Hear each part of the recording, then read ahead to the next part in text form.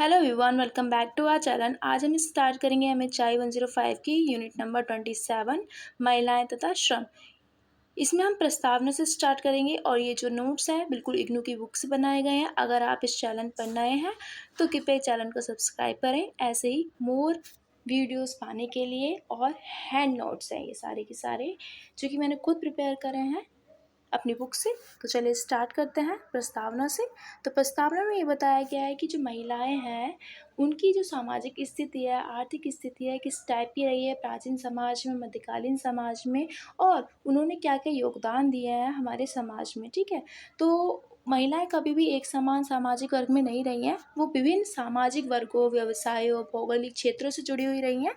प्राचीन काल से ही महिलाओं ने आर्थिक उत्पादन में महत्वपूर्ण योगदान दिया है। उनका कार्य केवल कर्ता की सीमित नहीं था, बल्कि उत्पादन, संसाधनों के प्रबंधन, सामाजिक पुनरुत्पादन में भी उनकी भूमिका रही है। मतलब उन्होंने केवल घर संभालने की ही परिस्थितियाँ नहीं देखी, उन्होंने उत्पादन में योगदान करा है, कृषि वगैरह, ठीक है, और चीज़ों को में शामिल होना भी इसमें महिलाओं की दशा को दिखाता है। ठीक है, तो प्रागैतिक काल में अगर देखें महिलाओं की भूमिका में क्या क्या रही है, तो मानव जीवन के जो प्रारंभिक चरण था तो महिलाओं ने भोजन इकट्ठा करना, जैसे कि फल, कंदमूल, बीज, ये सारी चीज़ें वो इकट्ठा करते थे, और बच्चों की देखभाल करना, जन्म देना, पालन पोषण करना, ये उनकी जिम्मेदारी वगैरह होती थी। महिलाओं ने भोजन तैयार करना, पानी लाना, ईंधन जुटाना, परिवार की आवश्यकता की पूर्ति करना, इन सब में योगदान दिया है, और वे सामाजिक संबंधों को बनाए रखने और समाज के विकास में भी सहायता करती थी। ठीक है, तो पुराने टाइम में महिलाएं जो थी वो हर एक चीज़ में योगदान करती थी। घुमंतु समाज था पुराने टाइम का दोस्त, जो खाना बदोश यानी कि घुमंतु समाज में महिलाओं की योगदान रहा है। पुरुष और महिलाएं दोनों मिलकर के आजीविका चलाते थे। महिलाएं खाद्य पदार्थों का संग्रह करती थी, उनका संरक्षण करती थी, उनका वितरण करती थी, और पशुओं की देखभाल करना, दूध निकालना, पानी लाना, बच्चों की देखभाल करना, ये मेन काम होते थे महिलाओं के। महिलाओं का जो श्रम था परिवार और समुदाय की आर्थिक व्यवस्था का आधार था। यानी कि महिलाएं जो थी परिवार और समुदाय की जो आर्थिक व्यवस्था यानी कि जो बाहर के कार्यों को भी वो देखती थी। महिलाएं जो है प्राचीन अर्थव्यवस्था की महत्वपूर्ण उत्पादक रही हैं। उनका योगदान कृषि में रहा है, पशुपालन में रहा है, भोजन संग्रह में रहा है, संसाधन प्रबंधन में रहा है, और परिवार के पालन पोषण में भी रहा है महिलाओं का योगदान। महिलाओं के कार्यों ने समाज के अस्तित्व और विकास में भी महत्वपूर्ण योगदान दिया है, और आर्थिक गतिविधियों के साथ साथ उन्होंने सामाजिक सांस्कृतिक जीवन को भी मजबूत बनाया है। तो ये सारा पॉइंट है कि जो प्रागैतिहासिक काल था, ठीक है, उसमें महिलाओं की भूमिका क्या क्या रही है। तो ओवरऑल ये बहुत इजी कॉन्सेप्ट है, आपको समझ आ गया होगा। अब है पूर्व औद्योगिक समाज में महिलाओं की भूमिका। जब औद्योगिक जीवन शुरू नहीं हुआ था, ठीक, इंडस्ट्रियलाइजेशन नहीं आया था, उससे पहले महिलाओं ने समाज में क्या क्या योगदान दिया है। तो महिलाएं जो थी कृषि, लघु उद्योग में उत्पादन कार्यों में भाग लेती थी। भोजन उत्पादन एक निरंतर प्रक्रिया थी जिसमें पूरे परिवार का श्रम लगता था। जैसे खेती वगैरह करना, तो खेती कोई अकेला इंसान तो कर नहीं पाएगा, उसके लिए उन्होंने बहुत ज़्यादा योगदान दिए हैं। जैसे खेतों की सफाई करना, जुताई के बाद बीजारोपण में सहायता, बीज बोना यानी कि पौधों की देखभाल करना, खरपतवार अलग से जो घास वगैरह उग जाती है पौधों के साथ में, उनको हटाना, कीटाणु वगैरह जो लग जाते हैं वो उनको हटाना, फसल काटना, अनाज तैयार करना। फसल के बाद महिलाओं के कार्य क्या क्या होते थे, वो जैसे कि विनोइंग, ठीक है, थ्रेशिंग और भंडारण, संरक्षण, खाद्यान्न का वितरण, जो खेती वगैरह होती है ना, खेती करने के बाद में जो भी प्रोसेस होता है उसको, ये सारी चीज़ें करना है कि वहाँ से धान को भूसे से अलग करना, ठीक है, फिर वो जो अनाज है उनको इकट्ठा करके एक जगह भंडारण करना, ठीक है, और खाद्यान्नों का वितरण फिर किसने मतलब कि वो जो भी ये सामान है वो किस टाइप से बांटा जाएगा, ईंधन और लकड़ी का इकट्ठा करना, ये सारे महिलाओं के काम होते थे। पशुओं की देखभाल करना, भोजन पकाना, खाद्य प्रबंधन करना, शिल्प कार्यों में भी उन्होंने योगदान करा है। ठीक है, तो महिलाओं ने निम्न कार्य में भी भाग लेती थी, जैसे कि मिट्टी के बर्तन बनाना, मिट्टी गूँथना, बर्तन पकाना, और बर्तन जो मिट्टी भट्टे वगैरह जो होते हैं ना उस टाइम में, और ईंटें बनाना, घरेलू उपयोग की वस्तुएं तैयार करना, इन सब कार्यों में भी महिलाएं जो थी भाग लेती थी। तो महिलाओं के योगदान का हमारे इतिहास में पूरी तरीके से, एक तरीके से पूरा वर्णन नहीं दिया गया है, उनको कम माना जाता था, क्योंकि अधिकांश ऐतिहासिक स्रोत में जो पुरुषों के कार्यों पर ज़्यादा ध्यान दिया जाता था, तो महिलाओं का जो श्रम था आर्थिक गतिविधियों का महत्वपूर्ण आधार था, बट उनको इस तरीके से एक पहचान नहीं मिल पाई है हमारे इतिहास में। अब आता है 27.2 प्रागैतिहासिक तथा प्रारंभिक ऐतिहासिक निर्वाह युक्तियाँ। देखो, जो प्रागैतिहासिक यानी कि जो हमारे प्राचीन काल से और प्रारंभिक इतिहास में जो मनुष्य है, वो भोजन, कृषि, पशुपालन और अन्य संसाधनों के माध्यम से अपना जीवन निर्वाह करता था और इन सभी कार्यों में महिलाएँ जो थी महत्वपूर्ण भूमिका भी निभाती थी। जीवन निर्वाह में महिला पुरुष दोनों का ही योगदान रहा है।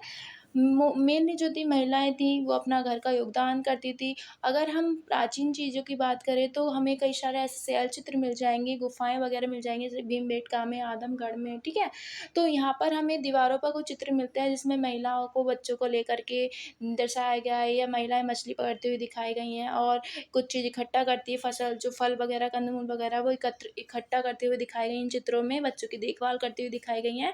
शिकार से संबंधित गतिविधियों में भी भाग लेती थी, यानी कि जो महिलाएँ थीं, वो ये सारी चीज़ें करती थी क्योंकि ये हमें किसके माध्यम से पता चला है, गुफ़ाओं पर जो भित्ति चित्र होते हैं, दीवार पे जो चित्र बने होते हैं ना, उन पर ये सारी चीज़ें दर्शाई गई थी। कृषि और पशुपालन में भी उन्होंने पूरे तरीके से योगदान दिया है। तो छठी शताब्दी के ईसा पूर्व से कृषि और पशुपालन का विकास स्टार्ट हो गया था। महिलाएँ जो थी, बीजों का संरक्षण करती थी, खेती, पशुपालन में महत्वपूर्ण योगदान निभाती थी। उन्होंने भोजन उत्पादन में बढ़ाने में महत्वपूर्ण योगदान यानी कि भोजन यानी खेती में ज़्यादातर महिलाओं को ही देखा गया है, जैसे कि छोटे-मोटे जो कार्य होते हैं खेती के मोस्टली महिलाओं के हाथ में हुआ करते थे, ठीक है? अब पुरातात्विक प्रमाण में हम कह सकते हैं जैसे कि महिलाओं की कुछ भूमिका को दर्शाया गया है। हमें कुछ वस्तु मिले हैं जैसे कि टेराकोटा मिट्टी की मूर्तियाँ मिली हैं, काँसे की मूर्तियाँ मिली हैं, मोहरें मिली हैं, चूड़ियाँ मिली हैं, शंख के आभूषण, मन के ये सब चीज़ें मिली है ना हमें पुरातात्विक प्रमाण में। तो ये महिलाओं का संबंध कृषि, प्रजनन, समृद्धि और घरेलू उत्पादन से था। तो ये हमें दर्शाता है कि महिलाएँ इन सब कार्यों में भी जुटी हुई थी, ठीक है? अगर हम देखें तो पूर्व औद्योगिक समाज में महिलाओं का जो श्रम था कृषि की रीढ़ थी, यानी कि महिलाएँ जो थी कृषि में महत्वपूर्ण पक्ष रहा था महिलाओं का और महिलाएँ उत्पादन और घरेलू दोनों कार्य करती थी। शैलचित्र जो है हमारे जो दीवार पर बने हुए हैं या फिर पत्रों पे जो भी चित्र मिले हैं महिलाओं की सक्रिय भूमिका दिखाते हैं और महिलाओं जो पुरातात्विक साक्ष्य हैं महिलाओं की सामाजिक और आर्थिक स्थिति को भी दर्शाते हैं, ठीक है? अब प्रारंभिक नगरों में महिलाओं की भूमिका की बात करें तो विकास में नगरों के विकास में महिलाओं का भी एक महत्वपूर्ण योगदान रहा है। तो जो छठी शताब्दी में हमें कुछ मेहरगढ़ जैसे है, वहाँ से हमें पौधे और पशुओं के पालतू बनाए जाने की प्राचीन साक्ष्य प्राप्त हुए हैं। यहाँ से टेराकोटा, कांसे और जो भी स्त्रियों की मूर्तियाँ हैं, वो भी पाई गई हैं, ठीक है? तो समाज में महिलाओं पर निर्भरता को ये दर्शाता है कि जो समाज था उस टाइम का, वो स्त्रियों पर डिपेंड था। हड़प्पा सभ्यता की स्त्री मूर्तियाँ प्रजनन शक्ति और समृद्धि का प्रतीक मानी जाती हैं, जैसे कि उसमें एक एक चित्र मिला है या मूर्ति मिली है जिसमें महिला के गर्भ से एक पौधा निकलते हुए दर्शाया गया है। तो ये प्रजनन शक्ति को उसकी दर्शाता है। महिलाएँ आग के नियंत्रण, उपयोग, उससे बनने वाली वस्तुओं का निर्माण में दक्ष थी, यानी कि वो कैसे आग को कंट्रोल किया जाए, ठीक है? भट्टी की जो आग होती थी, ठीक है? उसमें भी जो हड़प्पा के निवासी थे, वो भी ज़्यादा निपुण थी। महिलाएँ जो थी सक्षम थी उसमें, जिसका इस्तेमाल वो मुद्राएँ, ईंटें, मृदभांड, काँसे, तांबे, सोने, शंख की चूड़ियाँ, आग के माध्यम से बनने वाली जो भी अलग-अलग उत्पाद थे, उ को बनाने की ज़रूरत वाली गतिविधियाँ जो भी होती हैं, वो किए जाते थे और ये जो गतिविधियाँ होती थी, वो पुरुष और महिला दोनों ही करते थे। ऐसा नहीं है कि महिलाएँ ही करती थी, क्योंकि ये जो काम था थोड़ा-सा डिफ़िकल्ट हो सकता था, तो इन सब चीज़ों को स्त्री और पुरुष दोनों मिलकर करते थे। मिट्टी के बर्तन जैसे कि अभी बताया था, मिट्टी के बर्तन, ईंटें, मन के आभूषण, अन्य जो हस्तशिल्प वस्तुओं का निर्माण में भी ये सब भाग लेती थी। जल प्रबंधन के लिए कुएँ, टंकियों के निर्माण में भी महिलाओं का योगदान रहा है। महिला और पुरुष दोनों ही साथ-साथ काम करते थे। जो डिफ़िकल्ट वर्क थे, घरों, गलियों, अन्य नगर निर्माण कार्यों में भी उनका अप्रत्यक्ष योगदान रहा था। प्रौद्योगिकी और कृषि में भी महिलाओं की भूमिका रही है। प्रारंभिक समाज में उत्पादन पुरुष और स्त्री दोनों के संयुक्त श्रम पर आधारित था। तो यानी कि समाज है, जो भी उत्पादन हो रहा है समाज में, वो दोनों लोगों ने ही साथ-साथ स्टार्ट करा है प्रारंभिक काल में। पुरुषों और स्त्रियों दोनों ने संयुक्त रूप से इन पर काम किया है, साथ-साथ काम करते थे। लोहे की तकनीक के विकास के बाद कृषि उत्पादन में वृद्धि होना स्टार्ट हो जाती है। महिलाएँ जो थी बीज संरक्षण, निराई करना, कटाई करना, खाद्यों का प्रसंस्करण, भंडारण, ये जो ये खेती होने के बाद में जो भी प्रोसेस होता है, वो सारा काम महिलाएँ वगैरह भी देखती थी। कृषि कार्य पूरे परिवार और समुदाय के सहयोग से ही किए जा सकते थे क्योंकि अकेला कार्य कोई नहीं कर सकता कुछ खेती वगैरह करने का, ठीक है। बैलों के द्वारा हल चलाने जैसे कार्यों में पुरुषों की भूमिका ज़्यादा थी, लेकिन खेती की जो भी अन्य प्रक्रियाएँ होती थी, जो भी अन्य प्रोसेस होते थे छोटे-मोटे, उनमें महिलाएँ शामिल होती थी, ठीक है। अब नेक्स्ट टॉपिक है वैदिक तथा उत्तर वैदिक काल में अभिजात्य, महिलाएं, श्रमिक तथा दासियां। जो साहित्यिक परंपराएं हैं अगर हम उनमें देखें तो हमें उनके कामों के बारे में जानकारी मिलती है जो महिलाओं के द्वारा किए जाते थे।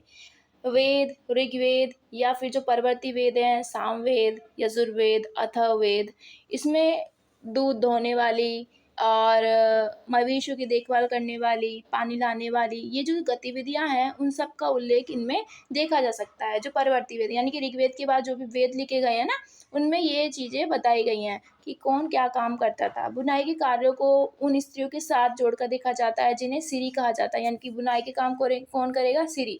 जो बुनाई का काम करता है उन्हें सिरी कहते थे। ऋग्वेद में 2 कताई करती हुई स्त्रियों की रात और दिन के साथ भी तुलना की गई है। और यहाँ पर महिलाएं जो हैं बुनाई, कताई, वस्त्र निर्माण का भी कार्य करती थी, भोजन तैयार करने का काम, परिवार की देखभाल करने का काम, ये सारी महिलाओं की ज़िम्मेदारियाँ हुआ करती थी। आर्थिक गतिविधियों में महिलाओं का योगदान ये रहा है कि महिलाएँ अनाज पीसने, खेती में सहयोग, पशुओं की देखभाल करती थी। कुछ महिलाएँ टोकरी बनाना, रंगाई, सिलाई, कपड़े सिलना, कढ़ाई, अन्य शिल्प कार्यों में भी लगी हुई होती थी। इन कार्यों में परिवार की आय और अर्थव्यवस्था को मजबूती मिलती है, यानी कि परिवार में योगदान भी किया करती थी महिलाएँ, ठीक है। अब जो भी हमारे अलग-अलग जो वो है ग्रंथ कह लो, ठीक है? तो उसमें भी हमें बताया गया कि महिलाएँ क्या-क्या काम करती थी। जैसे कि अगर हम देखा जाए तो खेती में जो संलग्न महिलाओं का हमें उल्लेख मिलता है, खेती में कौन महिलाएँ लगी होती थी। तो अपाला एक महिला है जिससे मतलब कि इसमें ये है कि वो पिता की खेती की रखवाली करे, इससे ये आशा की जाती थी। तो यजुर्वेद संहिता एक हमारी वो पेशकारी कढ़ाई करने वाली स्त्री, विदलकारी को टोकरी बनाने वाली, यानी कि अलग-अलग नाम दे रखे हैं। जो महिलाएँ अलग-अलग काम करती थी उनका नाम, जैसे कि मान लो कोई टोकरी बना रहा है तो उसे विदलकारी कहते हैं, कोई कढ़ाई का काम कर रहा है तो उसे पेशकारी कहते हैं, ठीक है? और कोई स्त्री है चक्की पीसने वाली, जो चक्की पीसने जो होता है उसे उपल प्रक्षिणी कहते हैं। तो वही है, सारी जो महिलाएँ हैं सभी कार्यों को सम्मान नहीं मिलता था। महिलाएँ की जो सामाजिक स्थिति थी ना, उनके काम पर डिपेंड करती थी, वो किस टाइप का काम करती हैं। बुनाई, कताई, जो सिलाई जैसे कार्यों को बहुत ही निम्न माना जाता था। महिलाओं को सामाजिक सम्मान उनके कार्य और परिवार की स्थिति के अनुसार ही अलग-अलग था, ठीक है? सार्वजनिक जीवन में भागीदारी, कुछ महिलाएँ सामाजिक और सार्वजनिक गतिविधियों में भी भाग लेती थी। वे सभाएँ, सामाजिक आयोजन में उपस्थित होती थीं। कुछ प्रतियोगिता और उत्सवों में भी महिलाओं की भागीदारी हम देख सकते हैं, ठीक है? तो ये सारा उल्लेख इसमें हमारे जो भी ब्राह्मण ग्रंथ हैं, संहिता है, यजुर्वेद है, कृष्ण यजुर्वेद है, इन सब में दिखाया गया है। और कृष्ण यजुर्वेद में तो यही बताया गया है कि कुताई और बुनाई में जो भी स्त्रियाँ लगी हुई होती थी, उनको अशुद्ध कहा गया है। और वो यहाँ पे महिलाओं की स्थिति को यहाँ पे दर्शा रहा है, क्योंकि काम के अकॉर्डिंग ही उनको उतनी इज्जत मिलती थी या सम्मान मिलता था, ठीक है। अब जो सभा वगैरह होती है, ठीक है, तो उसमें महिलाओं का योगदान होता है, जैसे कि विदत एवं सभा में महिलाओं की भागीदारी अगर देखें तो ऋग्वेद में महिलाओं के विदत और सभा में भाग लेने का उल्लेख भी मिलता है। और इन सभाओं में सामाजिक, आर्थिक, धार्मिक और सैन्य विषयों पर विचार किया जाता है। उत्तर वैदिक काल में महिलाओं को जो उत्तर वैदिक काल है, यानी कि वैदिक काल के बाद का जो पीरियड है, उसमें महिलाओं की भागीदारी जो थी सीमित हो गई थी। वैदिक काल तक तो महिलाएं अच्छे से हर एक चीज़ में भाग लेती थी, बट उत्तर वैदिक काल आते आते महिलाओं की स्थिति थोड़ी कम हो गई, उनकी भागीदारी कम हो गई। केवल कुछ जो अभिजात्य वर्ग यानी कि जो उच्च वर्ग की महिलाएं थी उनको ही शामिल किया जाता था। अभिजात्य यानी कि उच्च वर्ग की महिलाओं की स्थिति अगर देखें तो कुछ अभिजात्य महिलाओं को समाज में सम्मानपूर्ण और प्रतिष्ठा प्राप्त थी। उन्हें धार्मिक अनुष्ठानों, सार्वजनिक कार्यों में भी भाग लेने का अवसर मिलता था। समाज में वर्ण व्यवस्था, संपत्ति के विकास के साथ अभिजात्य और सामान्य महिलाओं के बीच अंतर बढ़ गया, यानी कि जो जिसके पास जितनी संपत्ति उनका उनका जो है ज़्यादा रिस्पेक्ट होता था, ठीक है। और वर्ण व्यवस्था ज़्यादा थी यहाँ पर, इनमें खाई गहरी होती चली गई। निम्न कास्ट वाले और अपर कास्ट वाले या फिर उच्च अभिजात्य महिलाएं, ठीक है। उत्तर वैदिक काल में अगर हम परिवर्तन देखें तो समाज में 4 वर्ण आ गए थे, ब्राह्मण, क्षत्रिय, वैश्य, शूद्र। ये व्यवस्था बहुत ज़्यादा जटिल हो गई थी, मजबूत हो गई थी। और विवाह के बाद महिलाएं अपने पति के वर्ण से जुड़ जाती थी, यानी कि उनका पूरा वो कास्ट चेंज हो जाती थी और महिलाओं के कार्य और उनकी पहचान परिवार और पति से अधिक जुड़ने लगी थी। यानी कि महिलाएँ अब अपनी पहचान खोती जा रही हैं और पति की पहचान से ही वो जुड़ना स्टार्ट हो गई। महिलाओं की स्वतंत्रता में कमी आने स्टार्ट हो गई और घरेलू कार्यों में भी उनका जो है दायित्व बढ़ता चला गया। यानी कि अब उनको घर तक ही ज़्यादातर लिमिटेड होने लगी। दासियों की स्थिति देखी जाए तो वैदिक ग्रंथों में दासियों का उल्लेख भी मिलता है। घरेलू जो दासियाँ घरेलू कार्य, सेवा और श्रम वगैरह का कार्य करती थी। कुछ दासियों को दान में देने का भी उल्लेख मिलता है। धार्मिक और सामाजिक आयोजन में भी दासियों से सेवा कार्य कराए जाते थे। यानी कि दासियों की स्थिति भी ऐसी थी कि वो दूसरों का काम करेंगी, ठीक है? उनसे उनको बेचा भी मतलब कि दान में भी दिया जाता था। दासियों को दान जो पहले टाइम में हम देख सकते हैं, ठीक है? तो अगर युद्ध और महिलाओं की भूमिका की बात करें, तो कुछ ग्रंथों में महिलाओं के युद्ध में भाग लेने के भी उदाहरण मिलते हैं हमें। जैसे कि वीर महिलाओं ने युद्धों में सैनिकों के साथ दिया था, साहस का परिचय दिया था। हमें इससे स्पष्ट होता है कि विशेष परिस्थिति में महिलाएँ सैन्य कार्य में भी भाग लेती थी। यानी कि महिलाएँ जो थी अपने घरेलू उस तक सीमित नहीं थी। कुछ महिलाएँ जो थी इन चीज़ों में भी काम या फिर भाग लेती थी, ठीक है? और गृहस्थ व्यवस्था और महिलाओं को योगदान में बात करें तो जैसे कि हाउस होल्ड वर्क होता है, वो मेन काम कौन सँभालता था? महिलाएँ, ठीक है? तो कृषि कार्य में महिलाएँ थी, पशुपालन वगैरह करना, खाद्य पदार्थ वगैरह का इकट्ठा करना, ये सारी चीज़ें हम देख चुके ही हैं। इनमें भी महिलाओं का महत्वपूर्ण योगदान रहा है, ठीक है? वैदिक काल में महिलाओं की स्थिति और उत्तर वैदिक काल की तुलना में अधिक अच्छी थी। यानी कि वैदिक काल जब था ना, तब महिलाएँ ज़्यादा स्वतंत्र थी, लेकिन उत्तर वैदिक काल आते-आते महिलाओं की स्वतंत्रता में कमी आने लग गई और केवल ही जो अभिजात्य महिलाएँ थीं, उनको ही थोड़ा-सा अधिकार प्राप्त था, ठीक है? और जो उससे निम्न तबके की जो महिलाएँ थीं, उनको अब अपने घर तक ही लिमिटेड रहना पड़ा और घरेलू कार्यों में ही संलग्न रहना पड़ा और दासियों का जो जीवन था, श्रम और सेवा पर ही आधारित था। महिलाओं ने कृषि, पशुपालन, गृहस्थ, सामाजिक जीवन में ही योगदान दिया है, ठीक है? तो गृहस्थ जीवन में महिलाओं की भूमिका वो ये है कि परिवार केवल रहने का स्थान नहीं था, बल्कि उत्पादन और संसाधनों का वितरण का केंद्र भी था। महिलाएँ भोजन बनाना, अनाज पीसना, धान कूटना, भूनना और भी जो घरेलू कार्य होते हैं, वो किया करती थी। वे बर्तन, उपकरण, वस्त्र और अन्य जो घरेलू सामग्री का जो प्रबंध करना, इन सब में महिलाओं की महत्वपूर्ण भूमिका होती थी।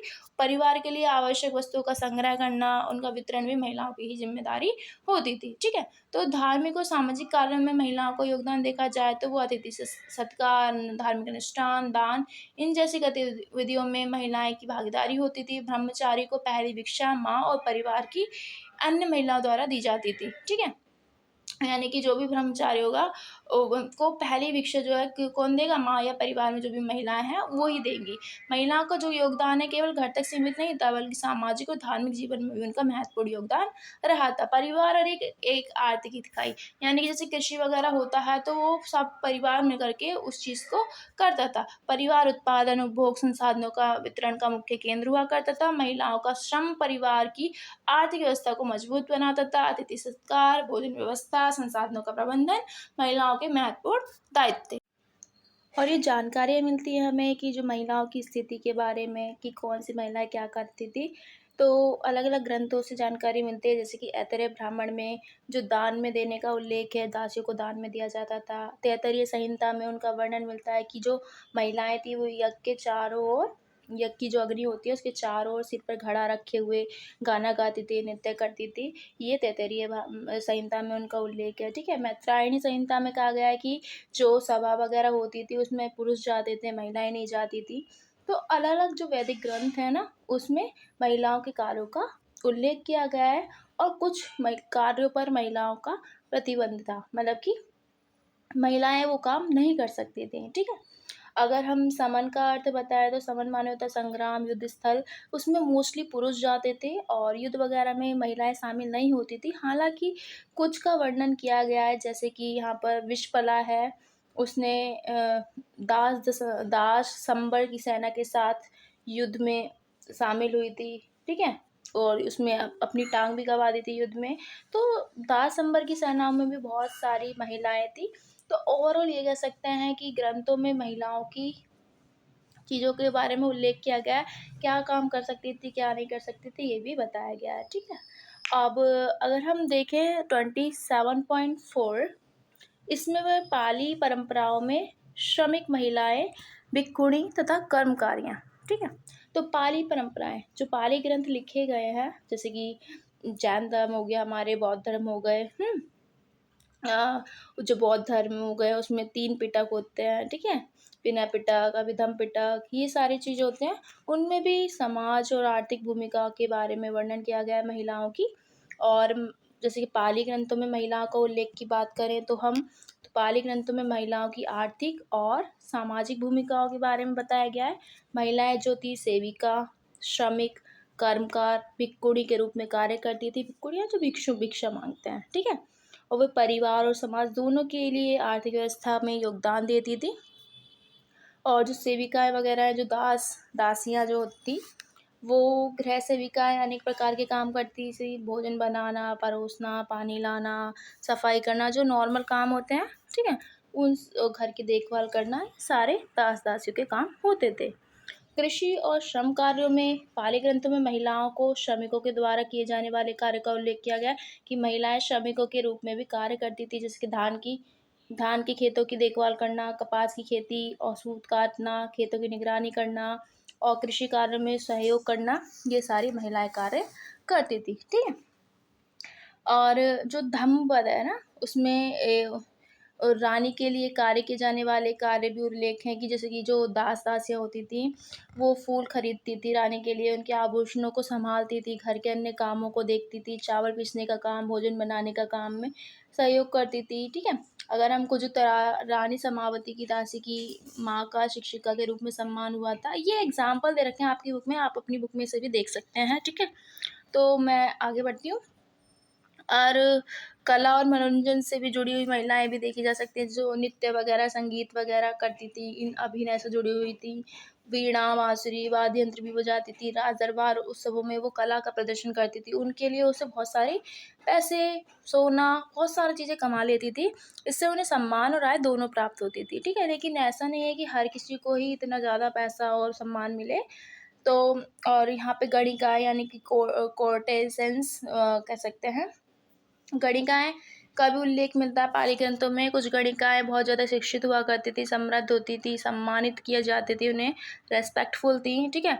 और जिसमें हम बिमला, पद्मावती, अड्डकासी, आम्रपाली, ये कुछ प्रसिद्ध गणिकाएँ हैं जिनको सम्मान की नज़र से देखा जाता था।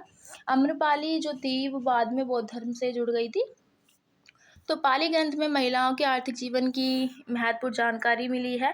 महिलाएं घरेलू कार्यों के साथ कृषि, शिल्प, सेवा कार्यों में लगी होती थी। भिक्षुणी और गणिकाओं की समाज में एक अलग महत्वपूर्ण भूमिका थी। कला, संगीत, नृत्य में महिलाओं को रोजगार का एक माध्यम था कि इन सब में भी वो अपना पैसा कमा लेती थी। गणिकाओं का सामाजिक योगदान की बात करें तो आम्रपाली जो थी अत्यंत समृद्ध और प्रसिद्ध गणिका थी। आम्रपाली बहुत इंपॉर्टेंट है, नाम याद रखना। उन्होंने बौद्ध संघ को आम्रवन दान में दिया। उद्यान जो कह सकते हैं, आम का वन। और अन्य महिलाएं द्वारा भी बुद्ध और संघ के को दान देने, यानी कि जो महिलाएं होती थी ना, गणिकाएं वगैरह, वो दान भी दिया करती थी। जो अच्छी खासी रिस्पेक्टफुल, जो जो ज़्यादा रईस हुआ करती थी, वो दान भी देती थी। ठीक है, जो बौद्ध धर्म में उनका उल्लेख है।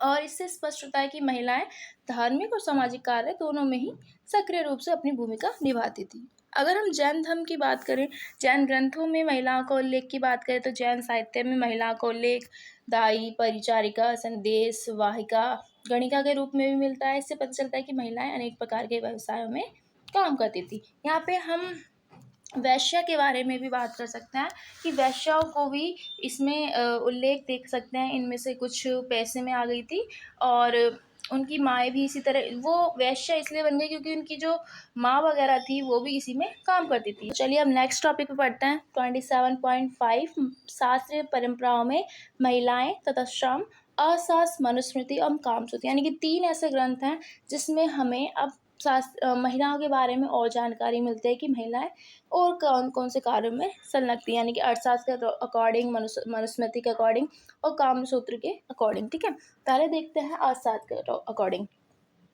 तो अर्थशास्त्र में महिलाओं के कार्य ये बताए गए हैं कि उनके अनेक प्रकार उत्पादन के कार्यों में लगी रहती थी, जैसे कताई है, बुनाई है, ऊन, रेशम, कपास, सन, जूट, इनसे धागे बनाना, वस्त्र निर्माण करना, गृह उद्योगों के में श्रम करना। कुछ महिला अपने श्रम से ऋण और दंड का भुगतान भी, यानी कि जो भी वो पैसा कमाती थी उससे क्या होता था, अपना कर्जा वगैरह चुका देती थी। ठीक है, महिलाओं की आर्थिक भूमिका, जो विधवाएं होती थी, अविवाहित होती थी, जो आर्थिक रूप से कमज़ोर महिलाएं होती थी, वो भी उत्पादन के कार्यों में लगी हुई होती थी। महिलाओं का श्रम जो था परिवार और राज्य दोनों की अर्थव्यवस्था के लिए इम्पोर्टेंट था। कई महिलाएं मजदूरी करके अपना जीवन यापन भी किया करती थी। ठीक है, तो घर की स्त्रियां निरंतर कार्यों में लगी रहती थी।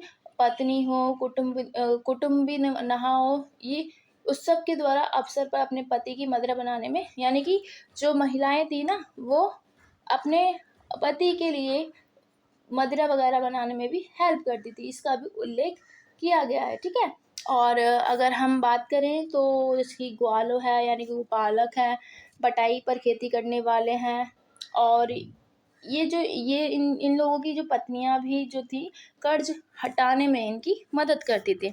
तो अगर हम गणिकाओं की स्थिति को देखें अर्थशास्त्र के अकॉर्डिंग, तो राज्य द्वारा गणिकाओं की नियुक्ति और निगरानी की व्यवस्था थी। उन्हें वेतन दिया जाता था, उनके कार्यों पर अधिकारियों की निगरानी रहती थी। गणिकाएं केवल मनोरंजन का माध्यम नहीं थी, बल्कि कई बार राज्यों के लिए गुप्त सूचनाएं भी इकट्ठा करती थी। तो गणिकाओं का एक महत्वपूर्ण योगदान था।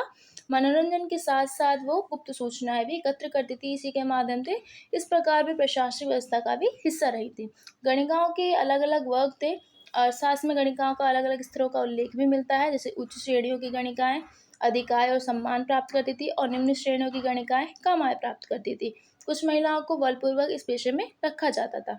जो वृद्ध महिलाओं के कार्य क्या होते थे, जो वृद्ध गणिकाओं को निरीक्षक, भंडार रक्षक, कताई बुनाई, प्रशिक्षण, ये सारे काम दिए जाते थे। इससे स्पष्ट होता है कि महिलाओं के अनुभव का यूज प्रशासन और उत्पादन दोनों में, यानी कि महिलाओं का उनके एक्सपीरियंस के अकॉर्डिंग भी यूज़ किया जाता था, क्योंकि वृद्ध महिलाएं एक्सपीरियंस्ड होती हैं, तो इनको इन काम में लगा दिया जाता था। ठीक है, और जो गणिकाएं हैं ना, वो जैसे कि मान लो प्रति मास हर महीने 1,000 से 2,000 उनको दिया जाता था राजकोष से, पैसे जो भी होते हैं, और उनकी जो राशि वो जो है ना, कभी कभी दान भी दे देती थी। ठीक है, मतलब कि गणिकाएं जो हैं, अगर हम मनुस्मृति की बात करें तो महिलाओं के कार्यों में मनुस्मृति में बहुत सारे कार्य हैं उनके, जैसे घर की देखभाल है, पानी लाना, दही मथना, अनाज कूटना, फटकना, जो भी घरेलू काम होते हैं वो सारे कार्य मनुस्मृति में भी बताए गए हैं महिलाओं के। अर्थशास्त्र में महिलाओं के आर्थिक योगदान का बहुत ज़्यादा वर्णन किया गया है। महिलाओं ने वस्त्र उद्योग, गृह उद्योग